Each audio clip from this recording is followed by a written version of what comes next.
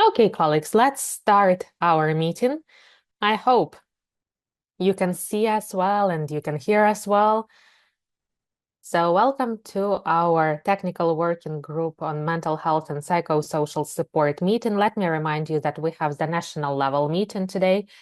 On the national level, this group is co-headed by the WHO office in Ukraine and International Medical Corps, together with the Coordination Center for Mental Health of the Cabinet of Ministers of Ukraine. Today's meeting will be in the discussion format. Traditionally, let me remind you that we have two meeting formats. One of them is the briefing, where we listen to key updates from different stakeholders, and the other one is the discussion format, where we discuss specific topics which were outlined by the participants of the group as the priority topics. Today, the topic like that is supporting families in the times of long separation due to the war. This is one of the topics that we've prioritized early in the year in our meeting, where we discussed the priority points. And today, we are happy to welcome you at this discussion. Before we move on to our speakers, I'd like to say a few organizational points. Let me remind you that we have two working languages, English and Ukrainian. So feel free to choose the language you want to listen to this meeting to.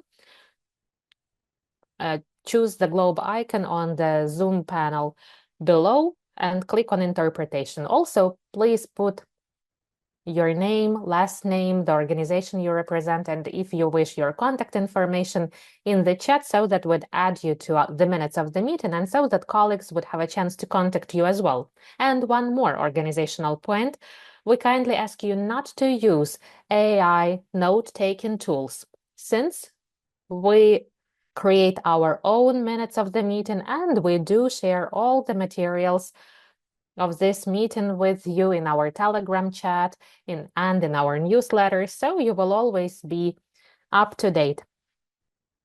And now I'd like to start the meeting itself. Today we have 4 organizations that will speak, and the first one is Anna Sokolenko, representing the Coordination Center for Mental Health of the Cabinet of Ministers of Ukraine, so that she would tell us about the activity of the Coordination Center in the area of working with these groups, the groups of families that are in the long-term separation. Anna, thank you so much for being here with us. Thank you so much for joining us. Over to you. Hello, colleagues. Thank you, Katarina. Can you hear me well? Let me share my screen. While I'm sharing my screen, just a moment. Let me tell you today about the prototypes of services that we... Can you see my screen? Katarina can see herself. So I will tell you the background a bit. We had the researches with the UNICEF, our partner. We researched one area, but in the process of it, we've noticed that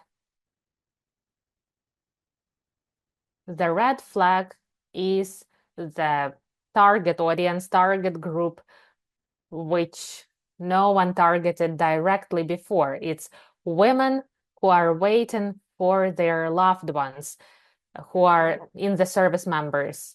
Who are service members. So it's mothers, sisters, partners. They are not the veterans or military service members. They don't have this official status, but they are the relatives, the loved ones who are waiting. So we understand that the workload has increased by multiple times, but they are stigmatized to ask for any type of assistance and help, not just psychological aid, because they think that their problems are not as serious as the husbands or brothers' problems who are in the service. But at the same time, they have this huge psychological and mental health workload, and it impacts their resilience and household. So here is what we're testing. We have 4 prototypes of services. I will not dive deep into problems. Well, everyone who is here get it well. This project is being implemented in partnership with UNICEF. For now, this pilot project covers 4 regions and 8 communities. You can see the regions and communities on the slide. Why we've selected these regions and communities? We wanted to have absolutely different communities, but with their particularities, so that later we'd be able to scale up this pilot project to cover the whole Ukraine, because the Ministry of Social Policy, Unity and Family, they ordered the services to us so that the resilience centers would provide them. And we've identified that there may be the so-called closed services, the most important thing for the resilience centers and their specialists, not to sit and wait for people who need support to come to them, because we understand that the most difficult thing is to help people who do not ask for help and support. It's not clear how to find them. So we have some insights and answers I'd like to share with you today. First of all, we ran 16 workshops on a human-centered design in different communities, and we spoke with the women who are waiting, the beneficiaries of the services. And the second day, we spoke with the local authorities and service providers. And then I will share this presentation with you, because I will have a chance to share the results of these discussions and the focus groups. I will leave this information and quotes here. And women were so surprised to be invited to these workshops, because they truly believed that they are waiting quietly or not that quietly, and there are no services separately for them. And what's more important, even the services which were created for them, they didn't understand that it was for them, because they are named different, like services for IDPs or for the families of missing people, although the services were also including the relatives and loved ones of service members. Why the first? I will explain later this logic. So the first thing we did, we launched the proactive hotline of psychosocial support named Nazustrych. We're still discussing the name, so if you have some suggestions, feel free to contact us. This is the outreach active hotline, and they are not waiting for women to call and partners to call with problems. The opposite. They actively call their target audience in the community, and this target audience is the women who are waiting. And for almost 7 months, it's working successfully in the city of Uman.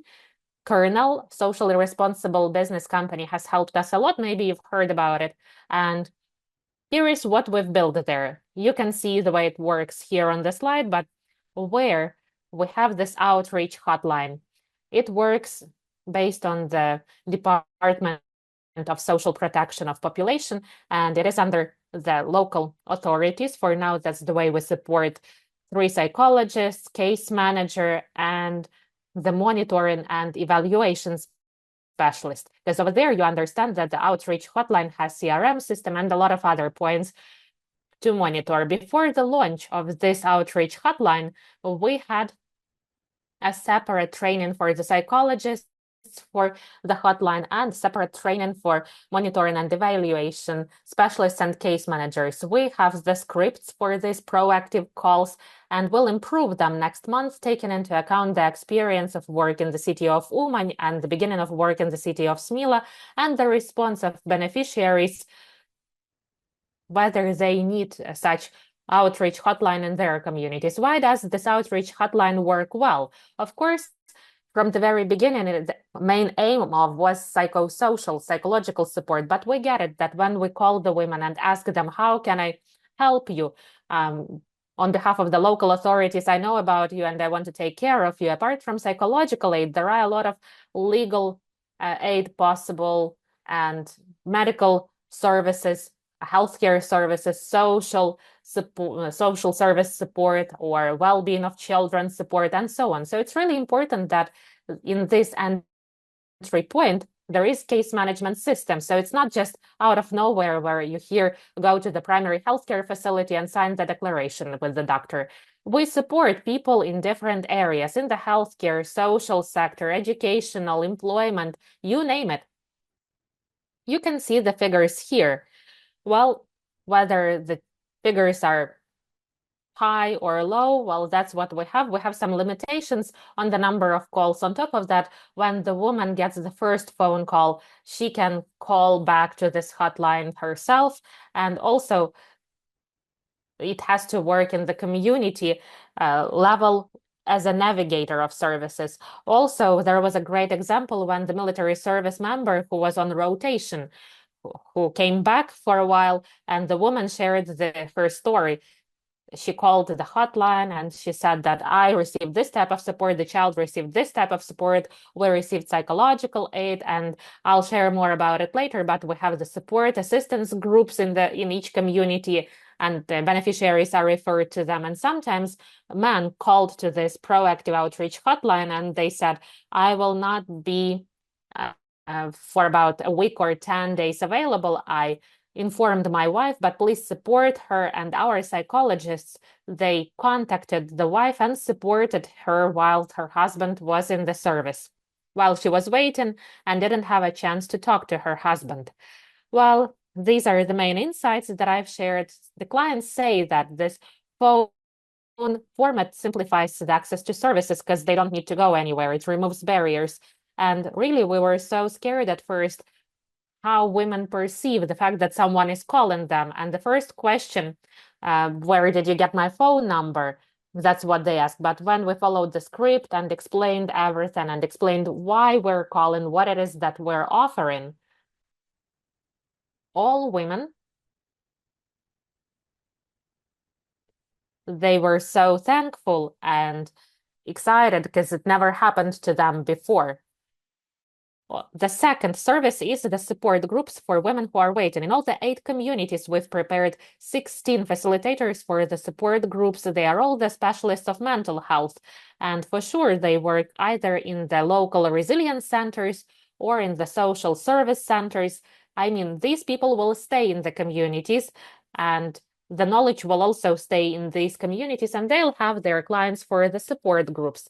They were trained specifically, and they also have the system of intervisions, supervisions. I mean, we will support them even after the project is over, because our project is short, only 4 months. But at the same time, we can see that it's happened, like at least 4 support groups, group meetings happened in each community. And we noticed great results because in these support group meetings, apart from the support, the aim of these groups itself, they also share information with each other. For example, we were in the city of Nizhyn and talked to girls, to women, and they didn't know that they even have such an option in the libraries to leave a child for 2 hours and to go to the Center of Administrative Services or to do something of their own because they cannot leave their children. Or in the veteran hub for women who are waiting, there are yoga classes. They thought that it's not for them, but also they exchange information about these services like Wi-Fi in these support groups. And these support groups are available both online and offline because in the small communities, there is stigma to join the offline support groups. But we agreed that the women can attend online support groups with other women from other, not just communities, but regions. The third service that I mentioned about household load, we conducted not a separate research, we simply communicated with colleagues of ours who have something to do with the veterans, and such household services assisting women are successfully working in different districts. Here you can see the example of 3 of them. For example, in Ivano-Frankivsk, the House of the Warrior, it's the communal institution of the Oblast Military Council, and there are 23 household services that the specialist can provide. And here they followed this way. They took the specialist non-veteran. Before that, they had a veteran, but in the communal organization, municipal organization, the salary is not that high. So veterans didn't stay there for a long time due to clear reasons. But this is under the local authorities. So in Kharkiv region, they followed a bit different way. There is a small community. They have a veteran who, sorry, but will not go back to the service.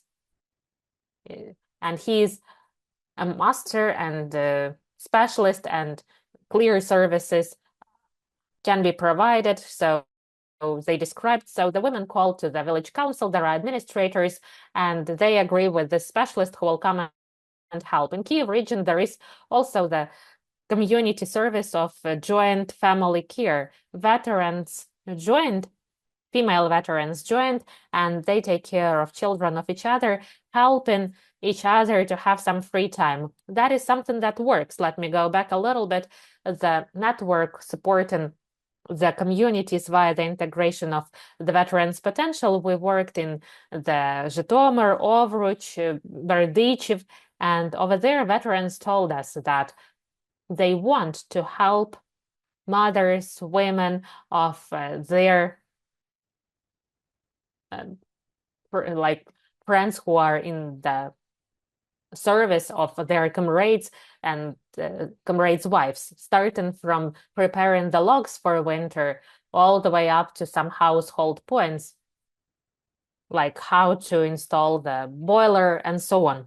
And here we described, we have already the SOPs draft on how to do that, and the local authorities have said that they partially did that, but they didn't know how to put it the right way, in the systemic way, so that women would know that there are services like that available, and veterans, any volunteers would have a chance to understand what it is that they can provide. And this is the great option, that you can use the available potential in the community, available capacity in the community, and it helps the veteran to support brothers in arms or comrades this way, supporting their wives. And the fourth service, it's not just like a service, it's more like a managerial function. You know that from 2024, formally in some areas, in others informally, we have the coordination centers for civilians support. You know about them on the regional level because they start working and providing humanitarian psychological aid and support in all the emergencies. But essentially, they have to exist not just on the regional level, but also on the community level.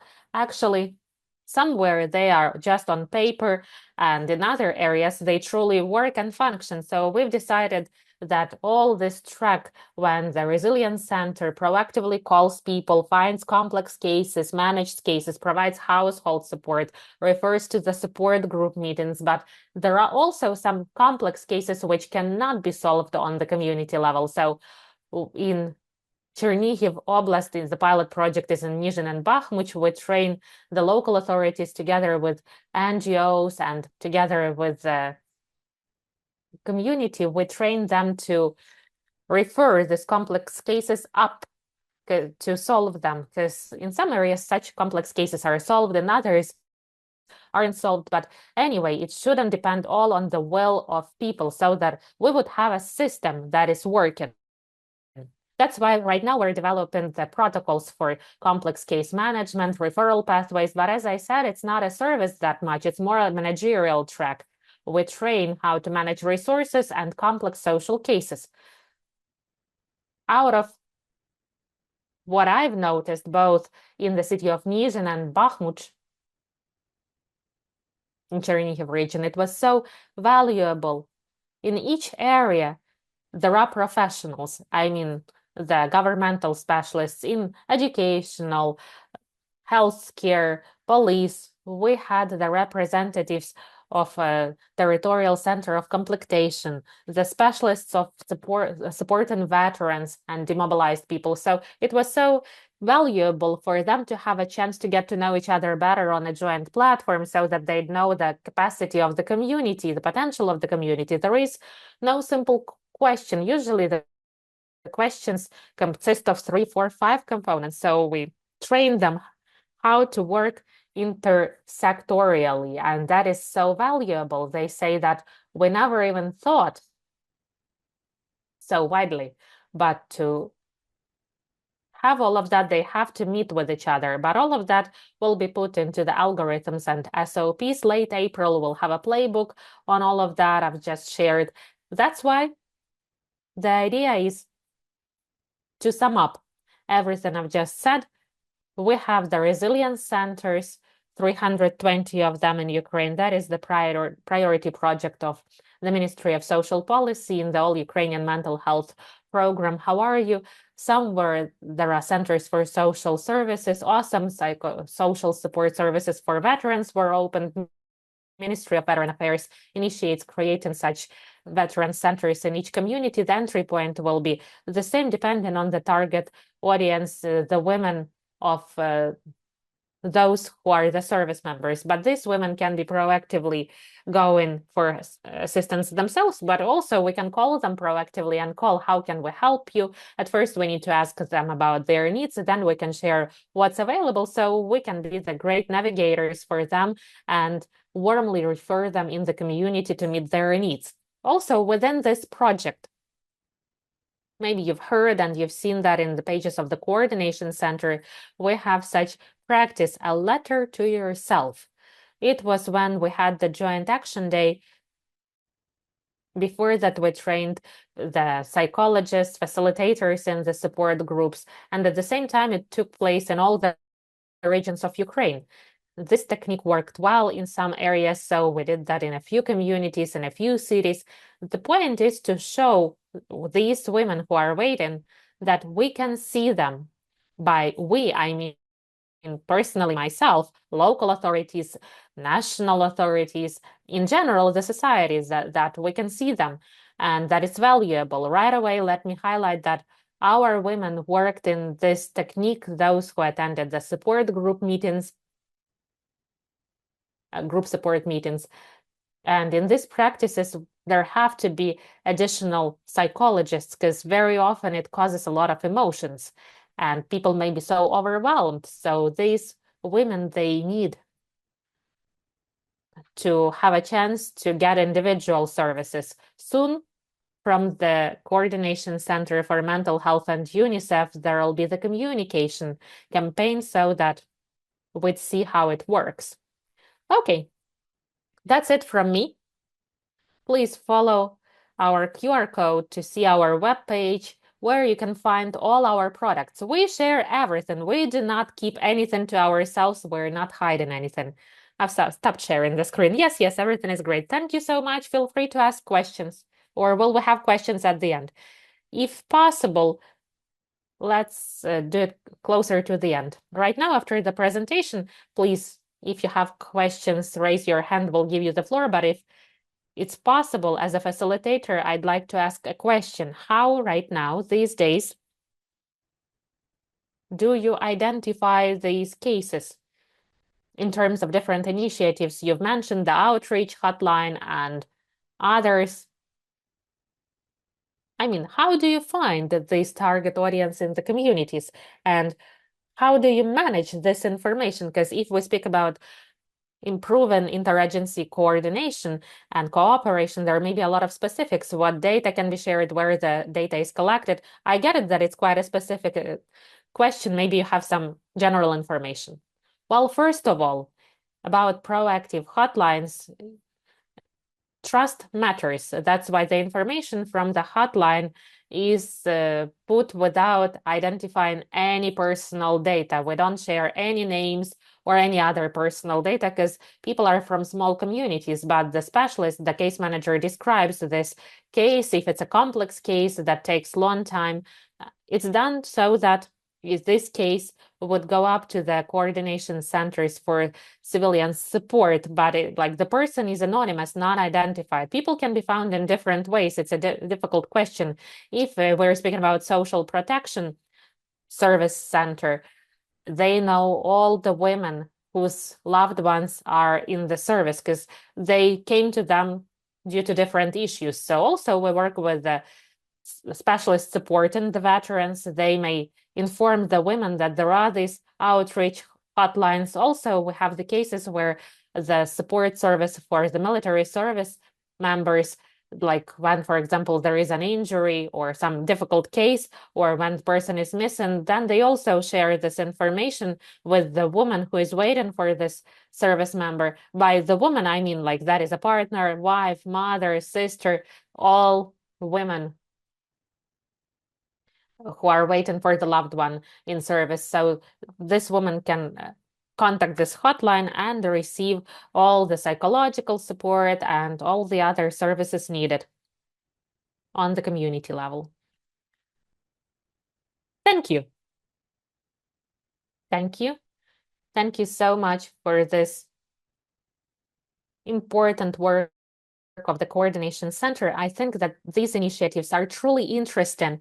They are the ones that are so to the point, relevant, and they meet the needs, the requests. So it's so great that all these points are prioritized on the national level. Of course, it would be great not to have the reason for all these services, but at the same time, it's great that these services are available and that we have such great development. Anna, could you please tell us whether there is any request to partners? Do you need any support right now in terms of the implementation of these initiatives or piloting them, or maybe anything else, any other support that's needed from NGOs?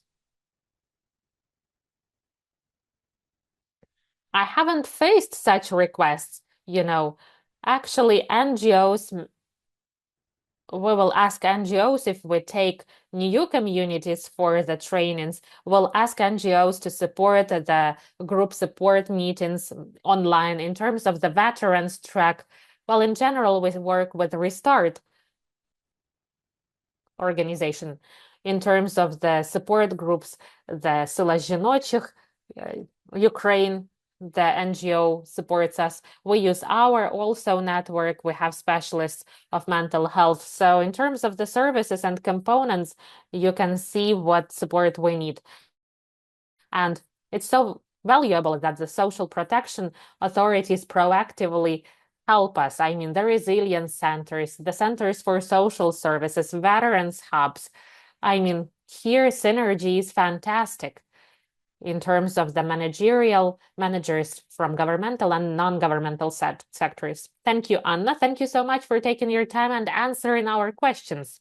If our colleagues in this meeting have any other questions or comments to your speech, we will send it to you and we will provide you with this feedback. Thank you so much for taking your time. Let's keep going according to our agenda, because next speech is very interesting, dedicated to psychological interventions and their implementation, in particular in the mental health centers and also in the veterans hubs. And it's great honor to give the floor to Khrystyna, who's joined us from Nadvirna City Council, from the Central Hospital, to share the experience of supporting the families while they're waiting for the service members. The topic of psychological interventions, in my opinion, is the one that we go over and over back to, and we find new and new areas, some areas where psychological interventions are relevant, are so to the point where we have the experience of their implementation that's being gained by partners and organizations implementing these interventions. That is why that is truly important point for us. And from time to time, we pay a lot of attention to it. So, Khrystyna, over to you. Thank you for taking your time and being with us. Good to have you. Hello, everyone. Thank you. I'd like to tell you about our experience today, the experience of our mental health center of Nadvirna Central District Hospital of Nadvirna City Council, that is in Ivano-Frankivsk region, the city of Nadvirna. Let me tell you about the evidence-based simple ways to support families that are waiting. Waiting is not a pause. This is a difficult marathon that takes every single day inner strength, resilience, and available self-help tools. Our task is not just to support wives emotionally, women, partners, but to train them on simple skills which help them keep the balance and manage their daily life, even in the uncertain situations. In my work, apart from all the other tools of psychological support that we also use and we apply two interventions of the World Health Organization. The first one is doing what matters in times of stress, and the other one is problem management plus. I'm the consultant of PM Plus of the WHO and the facilitator of Doing What Matters in Times of Stress program from the WHO. The important stage is to assess the condition, examine the condition and the needs, and to identify the plan for the treatment. If needed, we engage other services and resources of the community. The program, for example, Doing What Matters in Times of Stress, is available both in group and individual formats, providing support, and it is applied if needed for each client who contacts us. I mean, we do not offer anything just because we think that the person needs it. First of all, the person goes through primary screening following this program, and then we identify whether this program meets the needs of this person or not. If not, then we follow other methods providing aid and support. So we have these interventions in simple and step-by-step approach. So on the one hand, we train women on basic self-regulating skills, and then we provide structured steps to solve the daily challenges. In other situations, at first, we start from solving individual problems, and then we add self-regulation skills to fixate the result and to strengthen the resilience of each person asking for help. In terms of doing what matters in times of stress, it's all about the superficial control here. To be here and now. That is truly important stage of work. This is a scalable psychological intervention aimed at stabilization of the condition, reducing tension, and putting the thoughts in order so that the person would feel control over own body thanks to simple language, illustrated guidebook. This is the guidebook which has all the skills on stress management, and with simple words, every self-regulation technique is described. So this program is based on the therapy of ACT, and it includes the illustrated guidebook. It has the QR codes where you can also, in the individual practice, listen to some audios, which is truly important to have better result from this program. And in our sessions following the QR code, we do different exercises so that all the knowledge would be fixated with audio recording. For example, the grounding technique helps to return focus to the body and the moment here and now. The woman focuses on what she can hear, see, feel, touch, and what she can taste. That helps the woman reduce tension, anxiety, stop this survival automatic mode, and prevent emotional burnout. Also, it helps her focus on the needs of her own body and switch from her heavy thoughts and feelings to what she actually feels here and now. So that helps her live better quality life and to be here and now.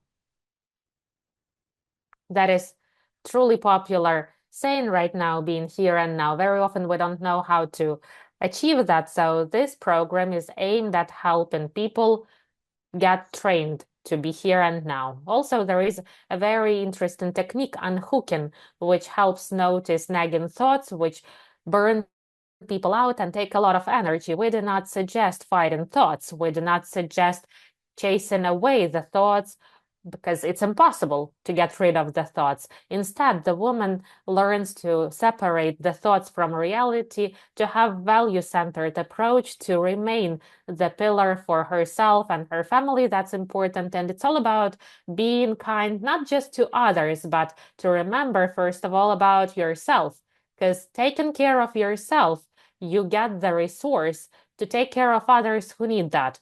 And this way, we're building the inner stability for next steps. In terms of PM Plus, Program Management Plus program, this is the way from the moment when the person feels that nothing can be done to actions. So it helps manage better daily life. This program helps become own assistant, step-by-step solve own problems, manage stress, become more active, and strengthen social support. In terms of the duration of each program, the program has 5 sessions. Each of them lasts 60 to 90 minutes. and it has 7 meetings. It's important to have the primary screening and post-program screening and evaluation to clearly see whether one program or the other meets the needs of the person who asks for help, so that this type of support would be of high quality. And at the end of the program, we have the final assessment to see whether this intervention worked for this person and whether the situation and quality of life has changed or hasn't changed for our clients or all the other people who come to us for help. Because the program that I've outlined, they don't just work with the wives of the veterans or wives of the service members, but we also use these programs working with the service members themselves. Also, in this PM Plus, Problem Management Plus program, there is a structured way to solve the problems that helps women not to get lost in many daily challenges, and it helps the woman learn how to divide difficult tasks into simple, realistic actions, the actions that the woman can impact herself. It's important to say that no one trains the woman. The connection is lost of the speaker.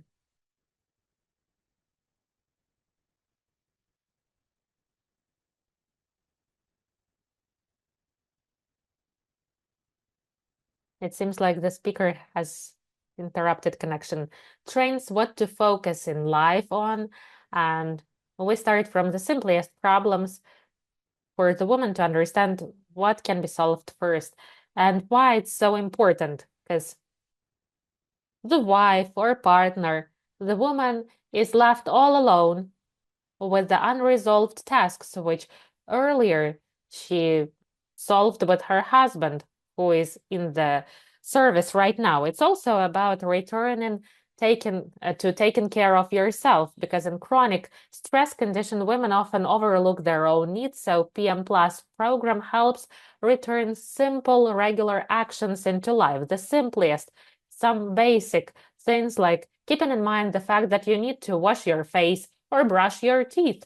Because when the woman is in chronic stress, the woman may miss these activities. Or maybe about like washing dishes, putting the dishes on the shelves, something that seems obvious and corny for us when everything is okay. The simplest things turn into very complex ones when the woman is in the conditions of long-term stress. So the person learns to return from this situation when nothing seems to be done to the actions and return own resource. Tension reduces and the person learns how to protect yourself from the burnout and learns how to help themselves to keep the inner battery charged. That is so important in our uncertain times.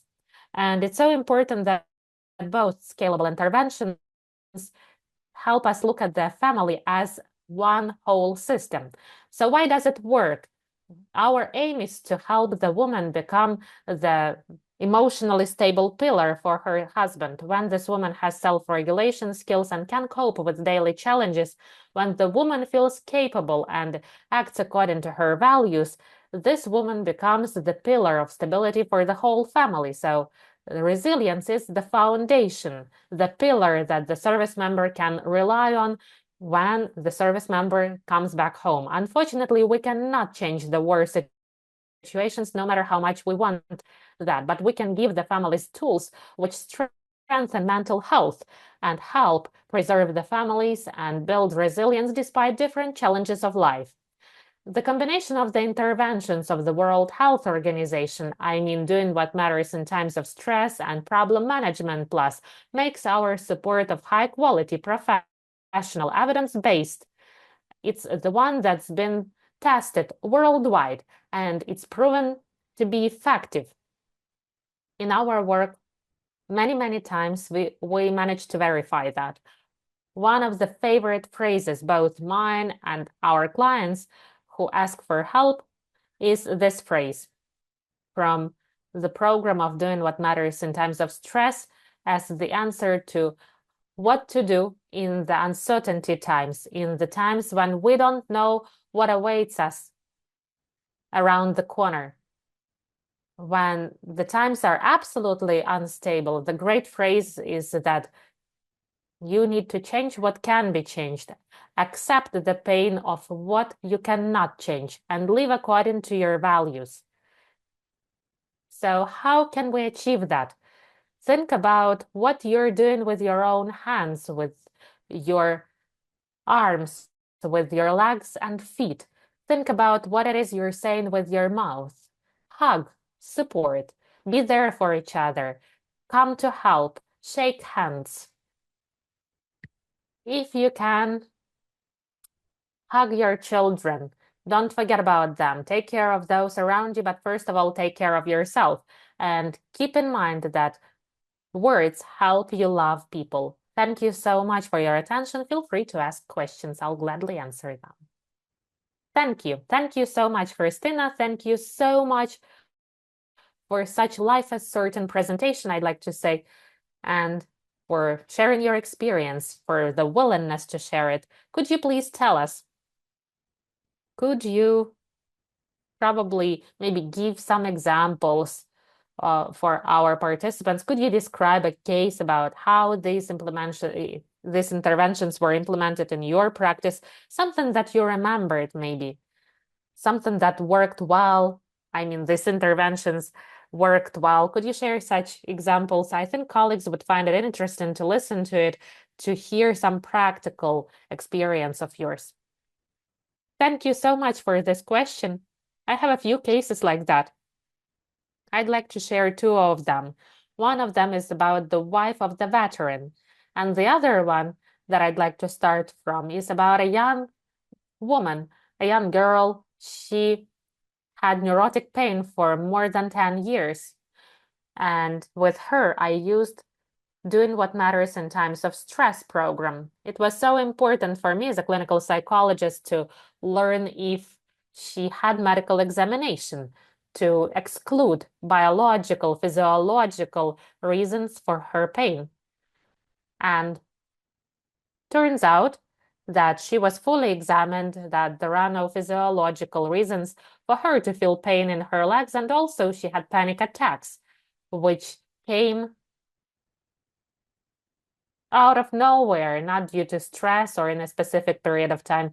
She could be walking with her dog and she could have a panic attack at that moment. So in the first session of Doing What Matters in Times of Stress, this young girl said that she managed to manage panic attacks and control panic attack, and it wasn't as intensive as before. And also thanks to stress management skills that she managed to learn in this program, she managed to control this neurotic pain in her legs. That was a discovery for me, and this program is based on the therapy of Acceptance and Responsibility Act, and it says that it helps cope with pain. And right now, I just remembered when I shared this story, I can say that I work a lot with the veterans and active service members, and one of the service members was recovering after the amputation in our rehabilitation unit of Nadvirna hospital after the upper limb amputation. And there was a situation when he refused to work with the ergotherapist because he had some symptoms of avoidance. He said that he has no trauma, and he said that nothing can recover him, and he needed to prepare for prosthesis.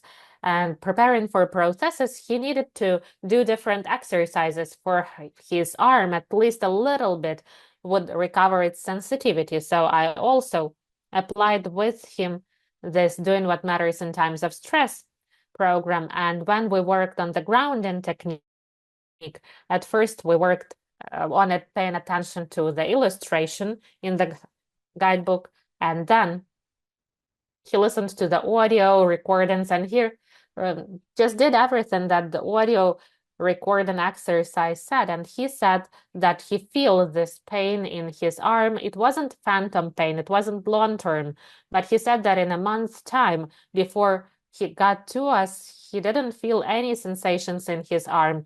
And here, just one exercise when he like shifted from his thoughts to the feelings in the body helped him to recover such sensitivity in his arm. That was the discovery that I remembered well. And in terms of problem management plus program, I worked with the wife of the veteran, as I said earlier.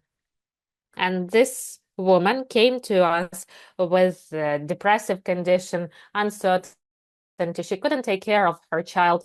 She couldn't do any chores in her house. And something that made her happy before had no point in and was meaningless in her life. So she couldn't be happy in her life. Her request was improve the quality of communication with her husband because it concerned her because she believed she has a lot of complaints about him. And when we worked, turns out that she simply forgot about herself as a personality, as a person who has her own needs. So when she started returning the focus of her attention to her daily ritual, something that we do every single day, the level of anxiety reduced by multiple times, and she started communicating, having quality communication with her child again. And when she talked to her husband didn't know that she works with a psychologist, but her husband noticed, and she shared that with me, that she became calmer and she doesn't complain about him anymore that much about some situations. And what's important, this person later wrote a feedback in our feedback and reviews book, and then she thanked us that she stopped feeling depressed. And I cannot violate confidentiality and say details, but it's been half a year after we finished working following this program, and this woman won in one of the contests where she had to show her work.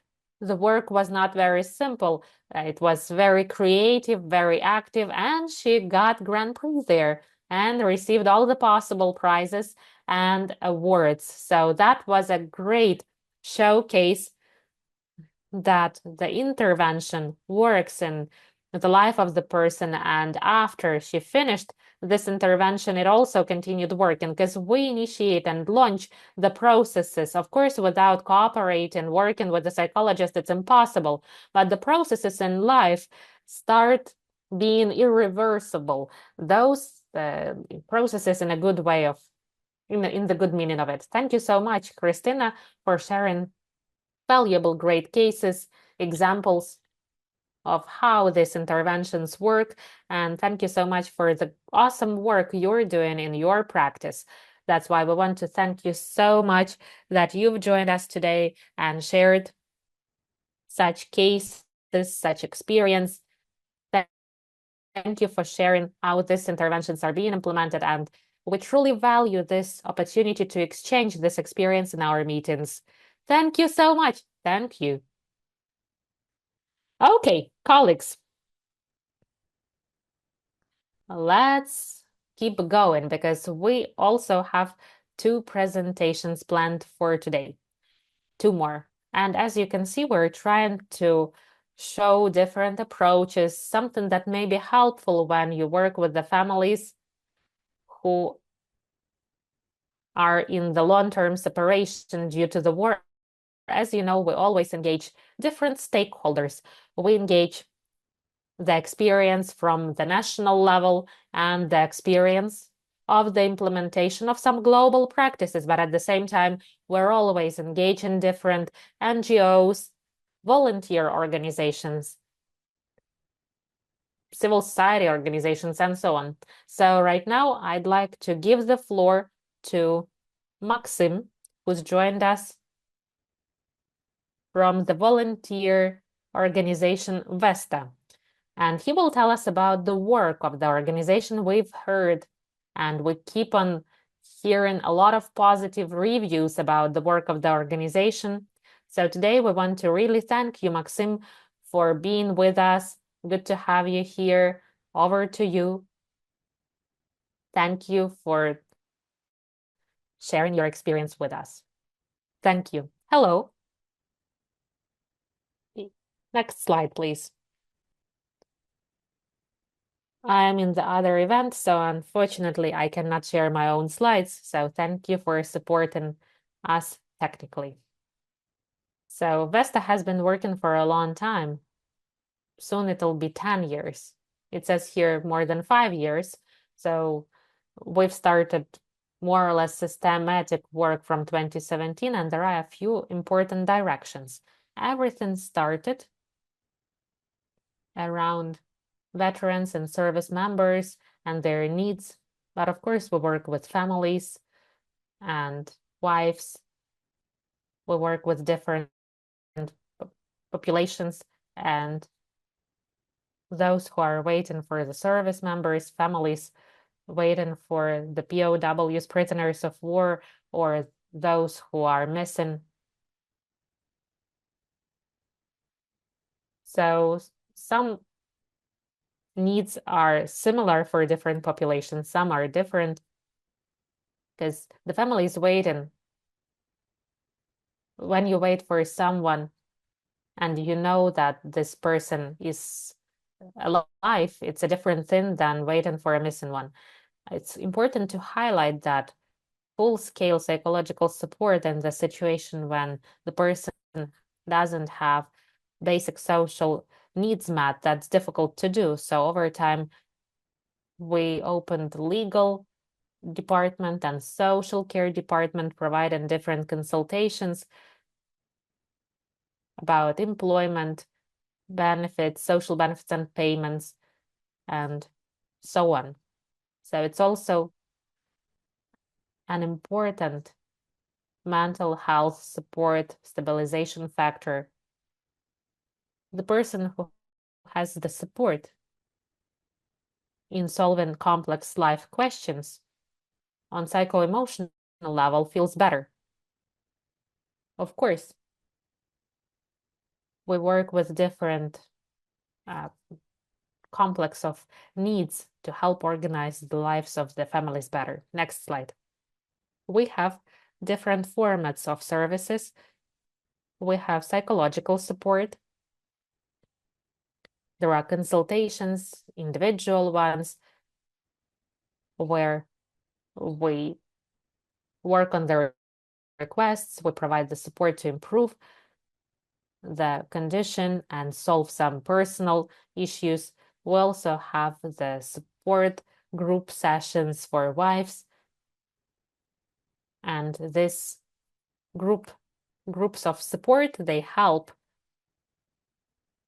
also get this feeling of socialization, that others understand you and support you, that you're accepted in this group, in the society. And it helps solve a lot of important requests.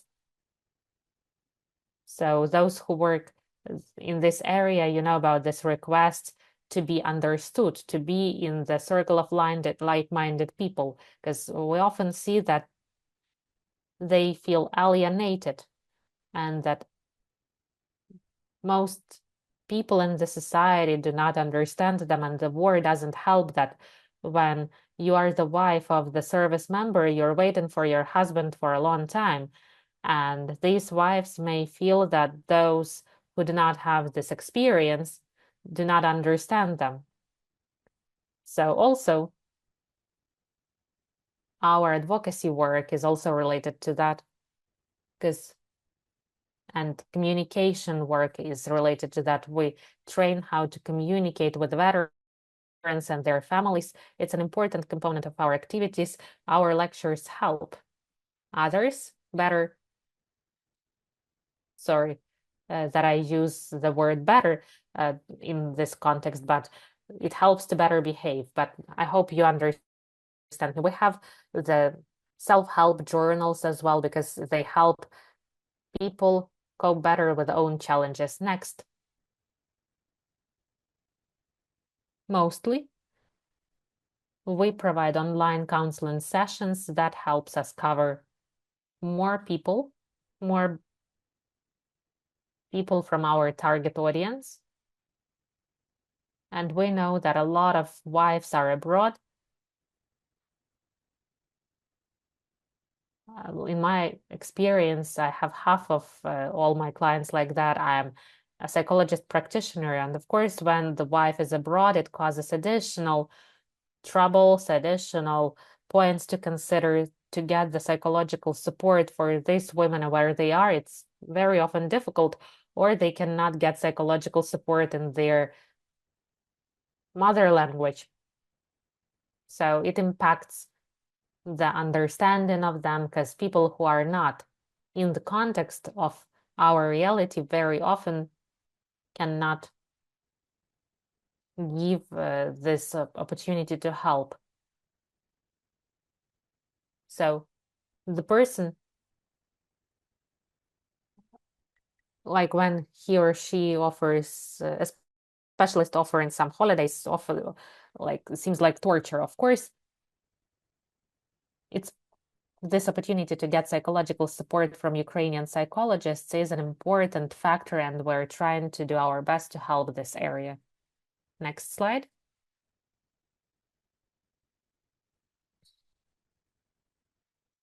As I earlier said, our awareness raising educational activity is an important component, and we understand that very often the person who understands better what's happening, what problems can be solved, what are the basic support forms, the earlier this person comes for this type of assistance, the easier it is to help this person.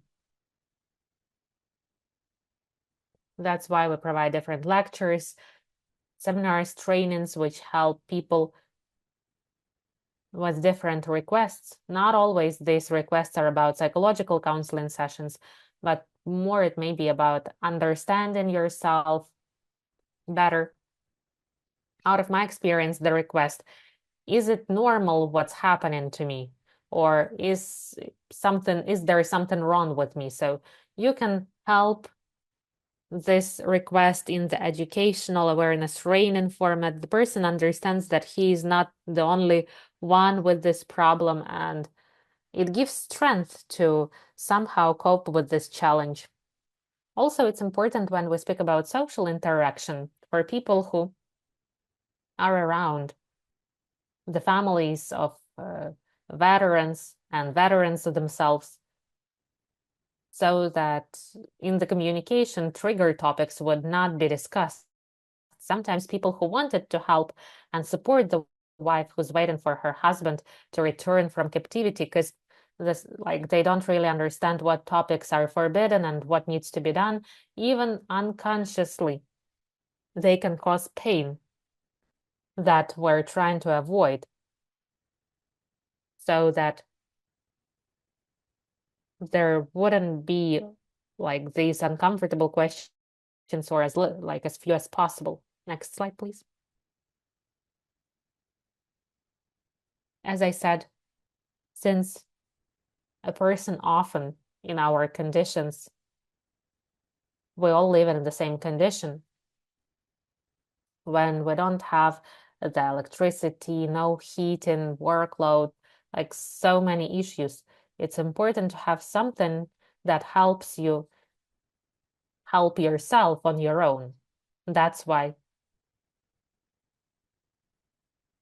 like, people who have been working for a long time in this field, our specialists have developed the self-help journals with interactive exercises. We hand out these journals to people free of charge, and these journals help when people physically cannot have regular supportive counseling sessions. So this way, a person still receives a tool for self-help. Oh, that's the way it is. We've created and developed this tool. We have different formats of work about and lectures about ethical communication, apart from educational events, we also have different materials. Of course, due to the limitations in time, we created a few things only. We have different formats.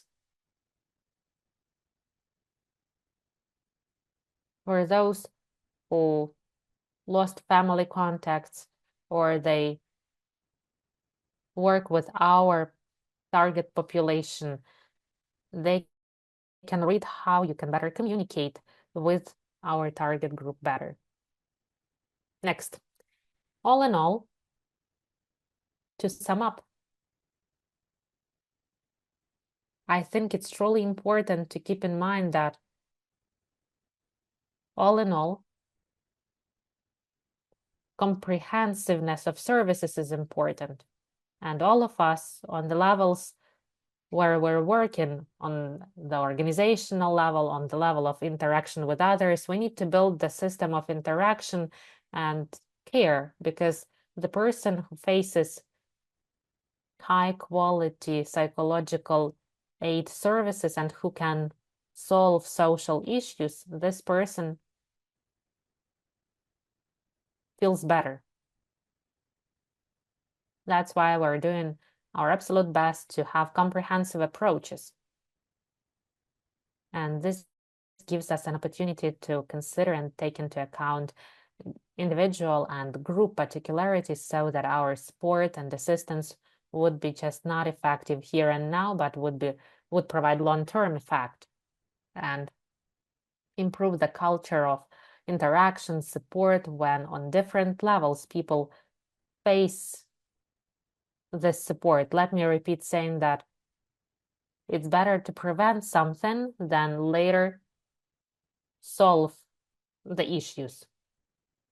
I hope and I think that we are all waiting for the war to finish and our defenders will come back. And the first part of our war experience shows us that the need in psychological support and systemic support will go up, will peak, because when defenders come back, the families will also need support to solve different issues related to psycho-emotional condition. For sure, these problems will be there, and we know about that already.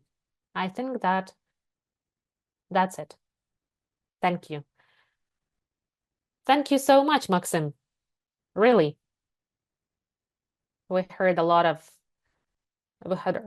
about good products and great work of your organization. I wanted to ask you whether you see in your work how the requests change over time, in particular throughout the war. Do you see any trends? Maybe there are more of some requests or fewer of others, or maybe the situation is more or less stable.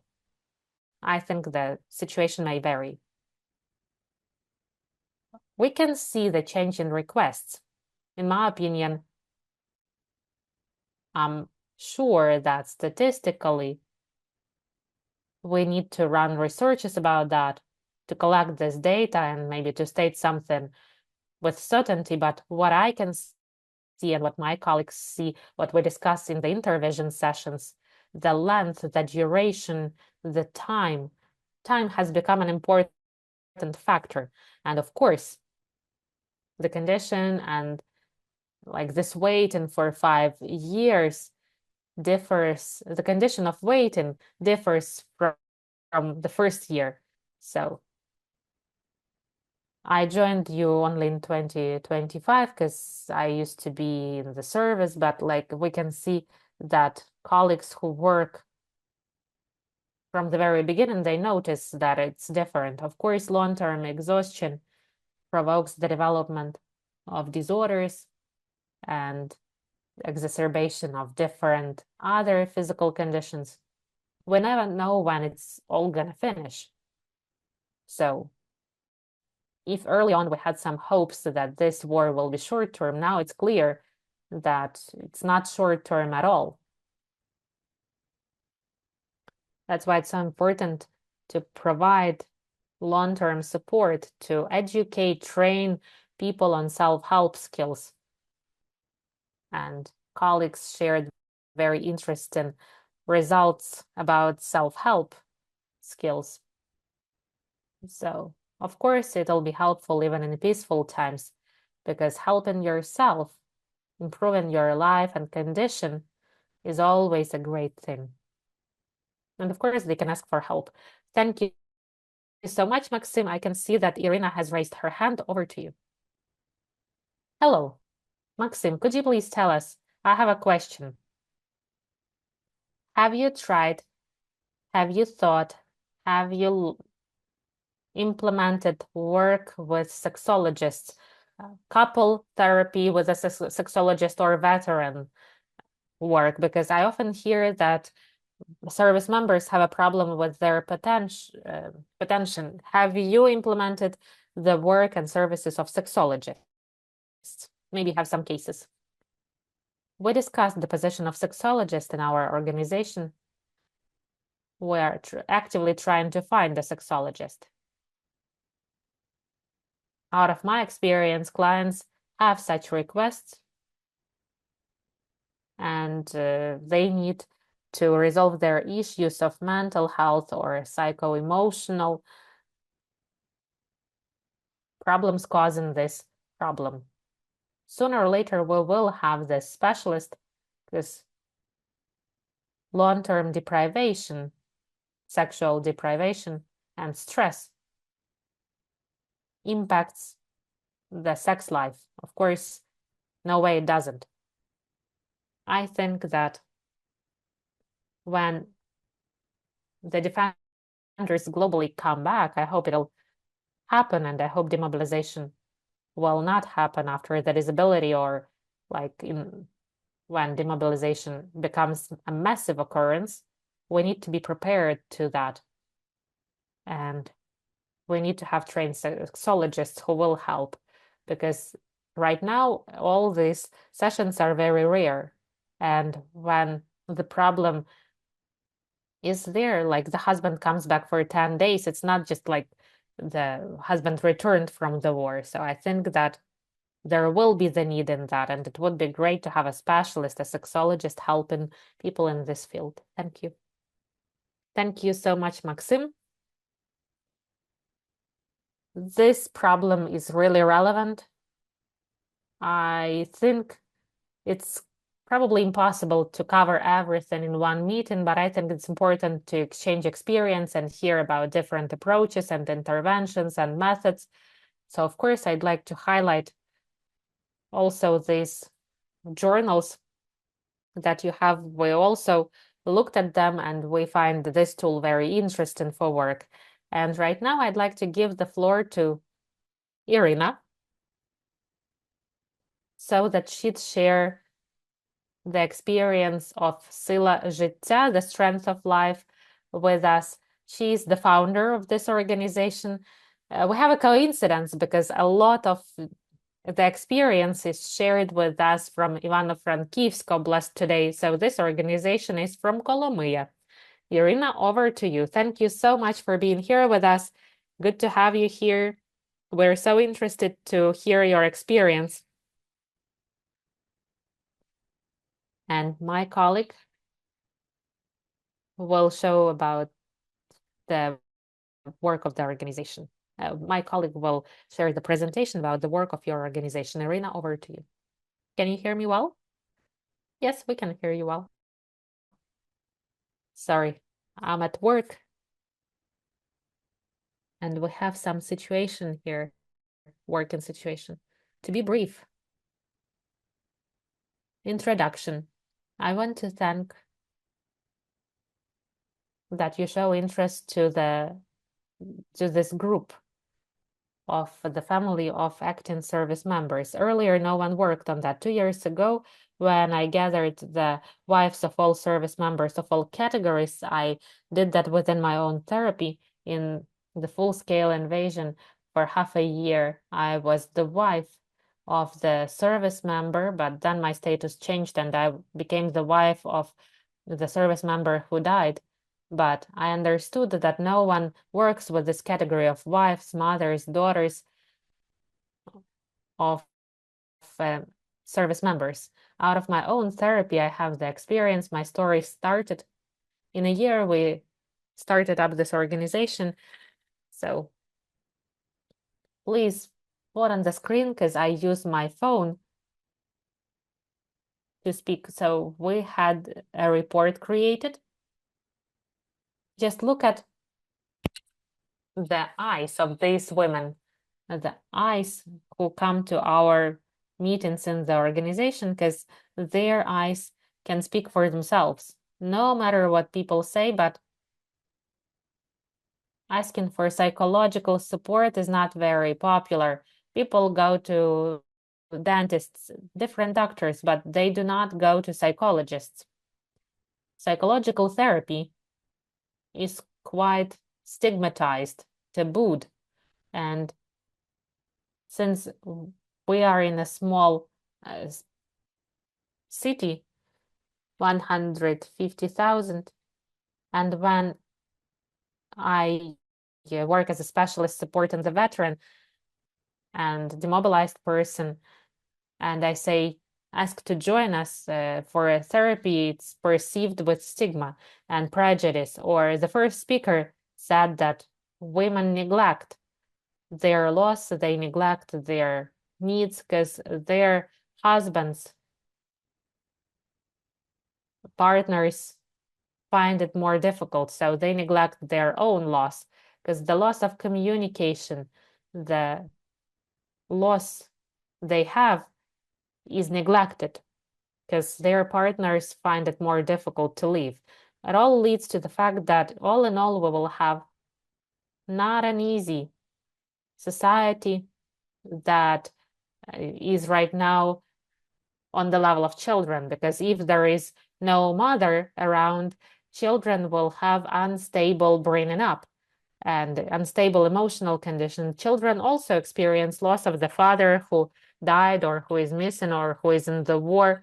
Missing father is a difficult category. In our organization, we work with this population as well. 75% of our beneficiaries are women of active service members. Also, we have women who are the wives of missing people and wives of POWs, sisters and mothers. The biggest achievement of ours is the sisters so-called circle. Every Thursday we have a meeting when girls have meetings out of our organization, when they build friendship and when they exchange manicure locations or dry cleaning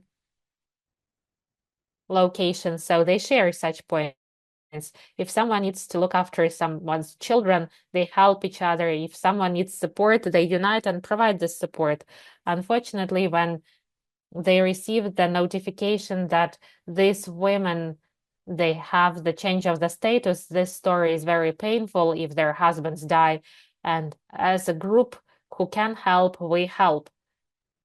So this support circle is truly supportive. And especially IDPs share about that, because about 40% of our community is women who are internally displaced, a lot from Kharkiv region and a lot of other regions of Ukraine, Kharkiv, Zaporizhia, Dnipro, and Donetsk region. And they say that they used to be lonely. And now I'm not scared to say that they have sisterhood which is ready to support. And they know that every Thursday they have a meeting in the NGO and people are waiting for them. So they come because we don't wait for the grant support. A few times we tried to get it, we failed. I get it that volunteers don't work for a long time, but honestly, we work for a long time. For 10 months, I worked on my own, then two other women joined and we started up the NGO. We're doing our absolute best to use specific methods to raise funds. If, for example, someone is performing or singing in our city, we can ask to have the prize draw of some products that we created during the workshops. Or, for example, local authorities help us a lot. The house of a school student and others, we go camping. We do absolutely different activities from baking Easter cakes and decorating Easter eggs to drawing pictures, making army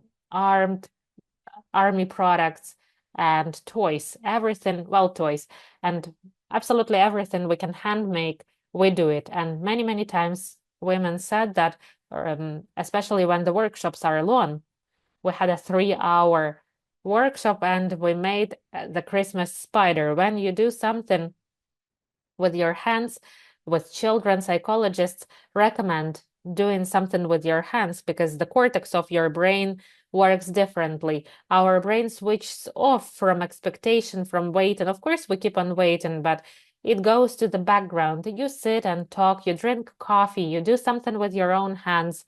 You are in the circle of like-minded people where people understand you without unnecessary words, where people support you without unnecessary words.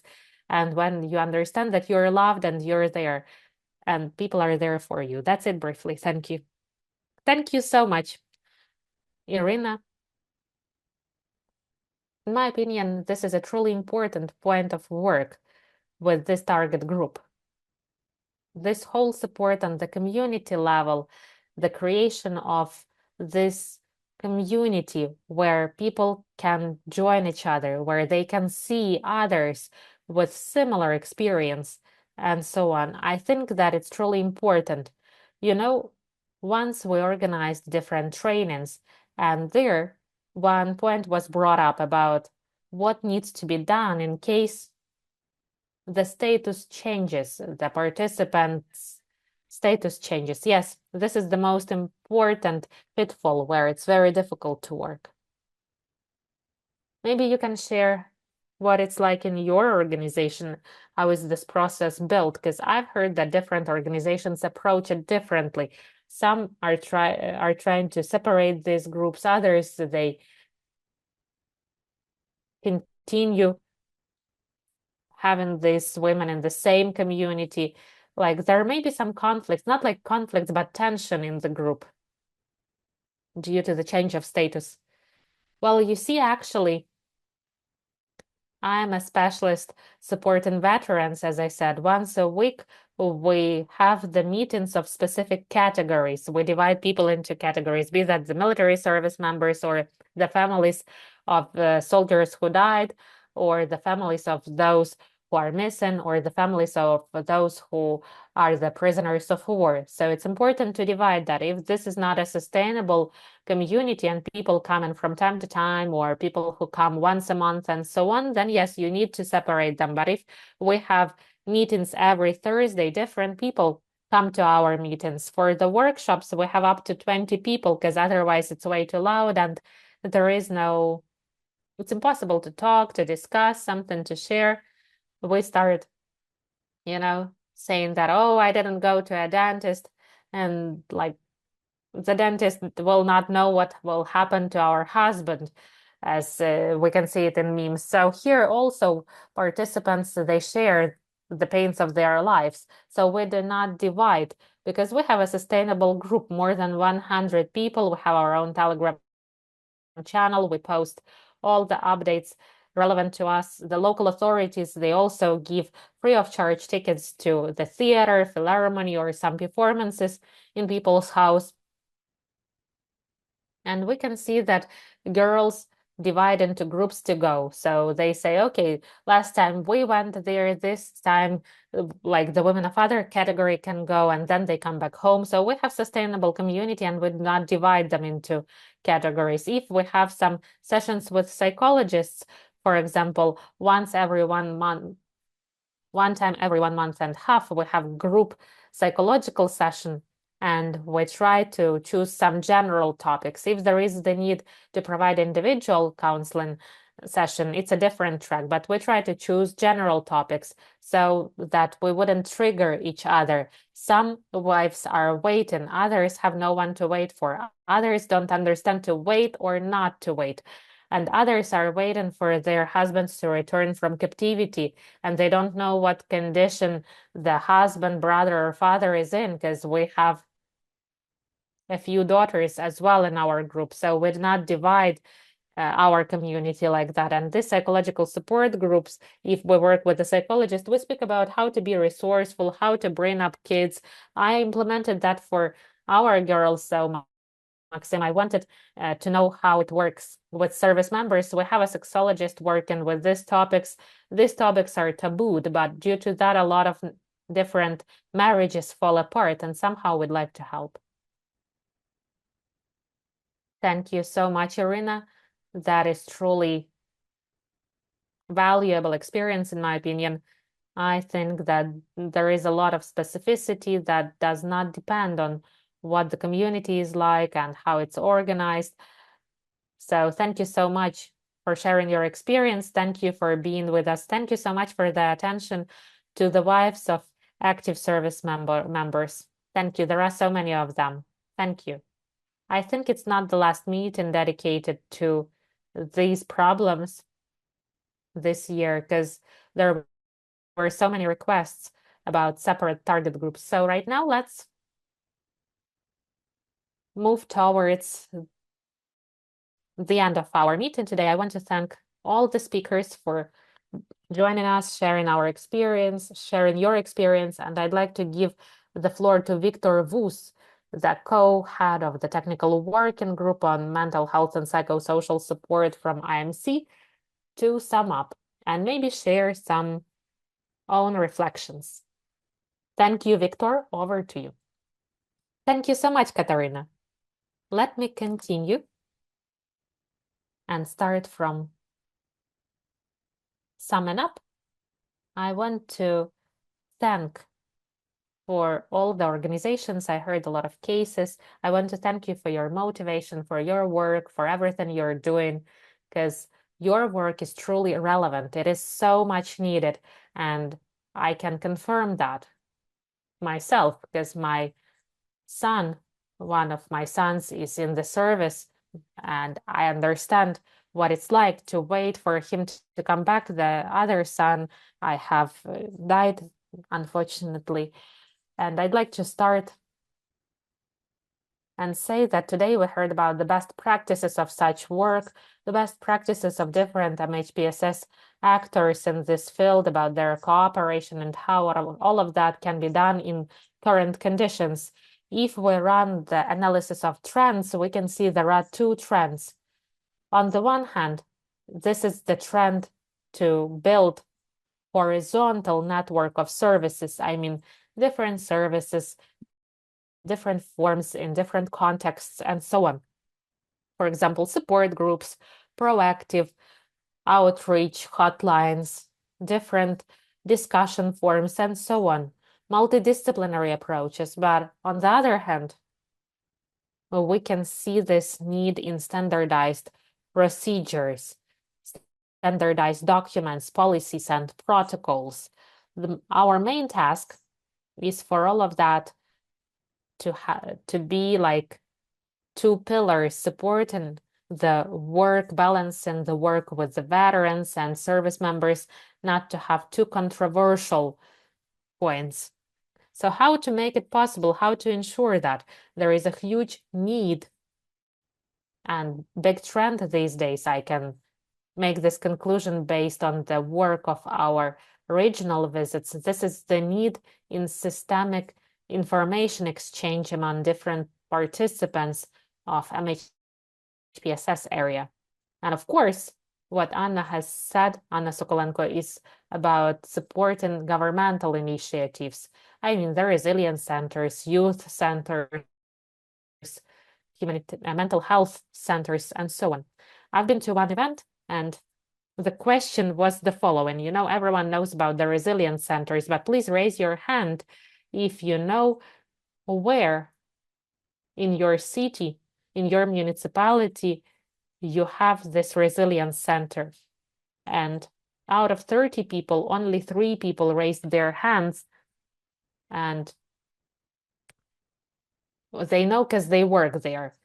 We asked them, how do you know that? And they said, we work there. So there is this need for these two trends to be united, to have the systemic information exchange. And this is something I can say wrapping up the meeting. Once again, I want to thank all of you for the attention and all the work of yours. Thank you. Thank you, Victor. Dear colleagues, let's finish our meeting at that and see you in 2 weeks. It'll be April 9th.